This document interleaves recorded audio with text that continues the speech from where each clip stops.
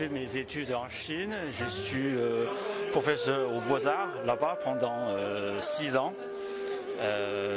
Depuis 15 années, je vis et je travaille en France, donc j'ai enseigné à l'ERCEP, l'école supérieure régionale de l'art plastique de Tourcoing. Et voilà, et puis moi je travaillais pour préparation des expositions, je suivi des projets artistiques.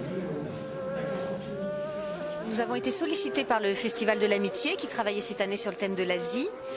Et voilà, donc on a cherché un peu dans notre imaginaire un lien. Et j'ai vu il y a quelques années, au Grand Palais à Paris, une exposition absolument magnifique qui s'intitulait Montagne Céleste et qui donnait la possibilité aux Français de découvrir les paysages peints sur rouleau pendant plusieurs siècles par les Chinois et chacun réinterprété avec chaque génération qui réinterprète avec son style, sa personnalité, cette tradition de représentation du paysage qui n'est pas une peinture sur le motif, qui est une peinture qui est faite sous l'impression d'un voyage, d'un déplacement dans l'espace, d'une randonnée en montagne, d'une ascension, d'un point de vue quand on est arrivé au point le plus élevé et imprégné de la redescente. Donc en fait une peinture du temps long, du souvenir.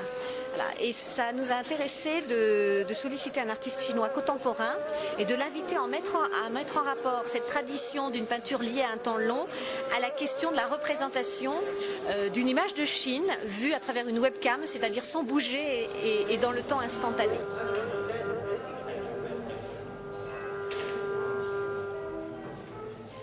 Le fil de conducteur de cette exposition, c'est pas uniquement présenter la technique de peinture ou quel que soit. C'est plutôt pour donner un différent regard et une sorte de croisement, une sorte d'échange, si vous voulez. Et vous avez bien vu, je réalisais Roubaix avec une méthode traditionnelle chinoise, c'est-à-dire sur un rouleau de 10 mètres avec des pinceaux, avec des langues de Chine. Et je suivais aussi une observation traditionnelle, c'est-à-dire pas fixée sur un seul point pour réaliser des images comme une sorte de tradition classique. C'est plutôt prendre des idées de voyager et collection toutes les expressions fortes et importantes, et je réalisais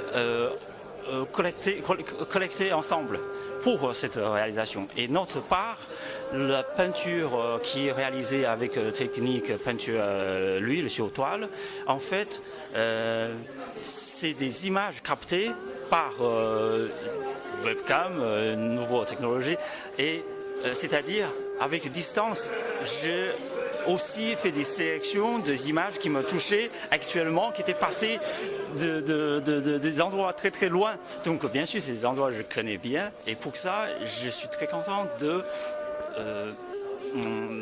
avec cette occasion pour donner quelques images qui m'ont marqué, et j'espère aussi qu'ils vous donnez une sorte de un profil différent pour les gens qui n'étaient pas vécus dans cette culture.